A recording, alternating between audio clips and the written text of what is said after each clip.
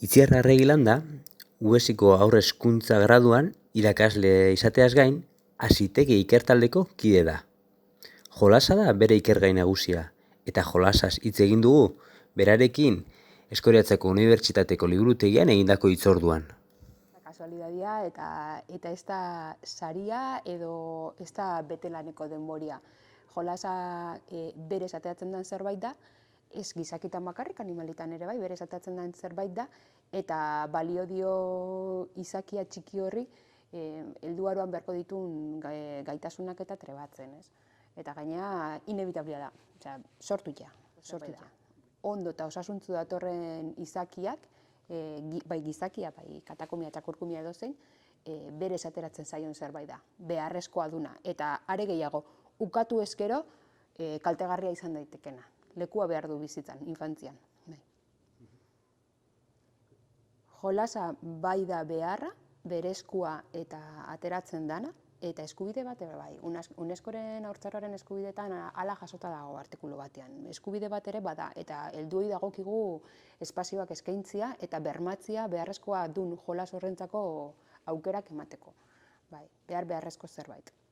Are gehiago ikusi da, jolas aukatu izan zaien animalien kasuan, zorionez ez gea umeekin esperimentu horrelakoak egitera iritsi, baina xaguen kasuan jolas aukatu izan zaienian, garunaren garapena txikiagoa izan dela eta etorkizunerako inpaktu eukidula negatiboa. Bai, ikusita infantzian jolasak izan beharko lukela leku privilegiatu bat, eta infantzia une honetan ordu askotan behintzat eskolan daukagula, Hazitegi ikertaldiaren barruan planteatu genuen behar hau, ikusteko eskolan jolasak ze espazio dauka, nola gauzatzen da, ze ezaugarri hartzen ditu, eta ikusteko benetan hain garrantzitsua den zerbait, gaur egungo eskoletan nola daukagun, ez?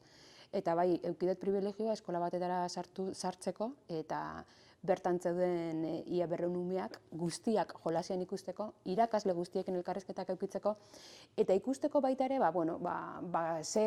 nola gertatzen den jolas hori, ez? Eta zein dian gaur egun dauzkan aukerak eta dauzkan erronkak. Eta, guretzako hori garrantzitsua da, UESI mailan erronkak ikustia eta hobetzen jutia, nolabait ere infantziari testuinguru aberatsagoak eskaintzen joanalizateko, ez? UESitik badaukagu leku atalaia berezi bat, eskoletan irakasleak formatzen ditugulako, formakuntza jarraian irakasleekin aritzen gehalako, orduan bada gure ardura ere egungo hezkuntza eredua hobetzen joanalizateko, eta horretako garrantzitsua izan da, ez? Osea, jolasak ze aukera ditu, ze itxura hartzen du, non ditu erronkak, eta horren arabera, zer aldatu dezakegu eskaintza ere hobetzen juteko. Baloratzen dela, beharrezkoa dalako, eta existitzen dalako, eta esan bezala, ekidin ezinezko zerbait dalako, ez? Orduan, nahi edo nahi ez, azaldu egiten da, eta danok jolastu deu txikitan, danok dakigu zer dan jolasa, eta danok dakigu jolastia plazenterua eta garrantzitsua dela. Gertatzen da, danok desberdin dakigula.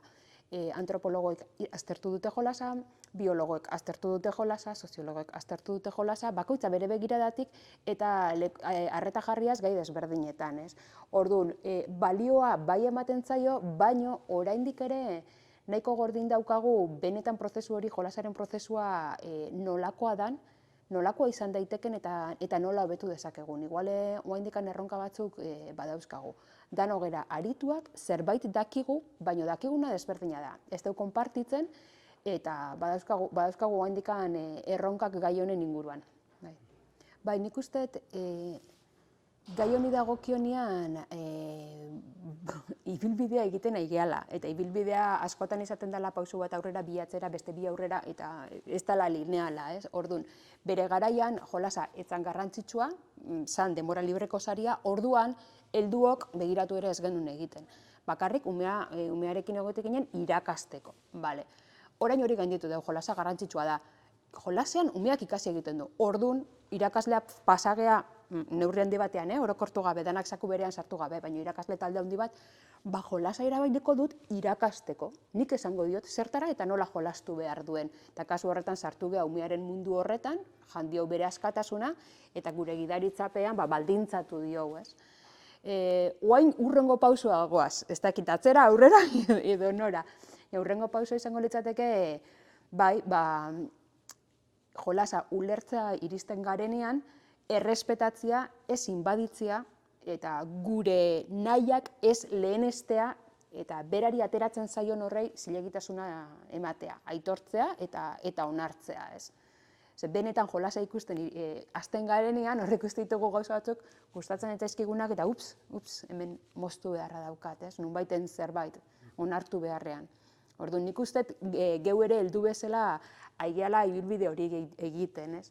Jolastu bai, baina zenbateraino, baldintzatzen dut, kutsatzen dut, edo permititzen dut, edo zein da. Eta zentzu horretan, umearen iniziatibai aukera ematea nik uste beharrezkoa dela. Eta gu batzutan bilatuko gaitu, beste batzutan ez, baina gure lekua zein dan argi izan beharko genuke. Eta ez da jolasak gidatzea, hortarako gai da, bera, gu gabe ere. Gehiago dagokigu behatzea jolas hori, eta behatzea testu ingurua, ze material erabiltzen duen, ze espazio erabiltzen dituen, ze lagunekin jolastu nahi duen, eta horren arabera, bere aukeraketak osatzen eta doitzen joatea. Baina ez horren beste honetara jolastu, horrela ez jolastu, horrekin jolastu. Gai da hori erabakitzeko. Jolasak generoa dauka. Generoa dauka gizarteak, eta umeak dauka gaitasuna gizartea jolasteko. Orduan, gizartean generoa badago, jolasean islatu egingo da, ez? Eta hor bere garaian komentatu izan un ispiluaren metafora. Jolasa da helduaren eta gizartearen ispilua, ez? Eta orduan, gizartean baldin badago, ispiluan ikusi egingo da. Batzutan zer egiten dugu, etzai gustatzen gizartean nola daukagun generoa, ispilua marraztuko dut. Ja, baino ezin dugu horrela konpondu gizartea, eta ispilua gizartea islatzen jarraituko du, ez. Eta orduan, karo, zein da arriskua jolasean konpondu nahi izatea gizartea. Eta orduan, umeari esatea, hau ondo dago, hau horrela, ez. Honekin jolastu zazu, ez zaite roxa jantzi, ez? Baina, karo, orduan hariko ginateke umeak berak ulertzen ez duen, ze, karo, bera ari da eraikitzen, baino ez kontzientziatik, berezko mekanismoetatik, ez? Eta hor, debekua, ez zait gustatzen zure jolasa, esaten hariko ginateke. Eta hori larria da. Hori larria eta arriskutsua da. Umeak behar du helduaren oniritzia eta hori bilatuko du. Orduan, eta ari bada rosaz jazten edo urdinez jazten, segurazki nunbaiten ikusi dulako eredu hori, eta nunbaitek zerbaitekin identifikatu beharra daukalako eta hortik hariko da. Talde baten parte izan nahi duelako. Gu hasten bagara esaten, ez, ojo, hor jarriko genuke umea konprometituta. Ze, klaro, talde horren parte izateko helduaren, heldu erreferentearen begiradari uko inberdiot, edo ze zaila. Orduan, aldatzekotan, guazen testu inguruak aldatzera. Eta guazen umearen jolasa erabiltzera termometro bezala, baina kontuz, ze umeak behar gaitu. Eta umeari jolas hori ateratzen bazaio zerbait egati da. Eta bai gizartean badaukago eta ikusten da.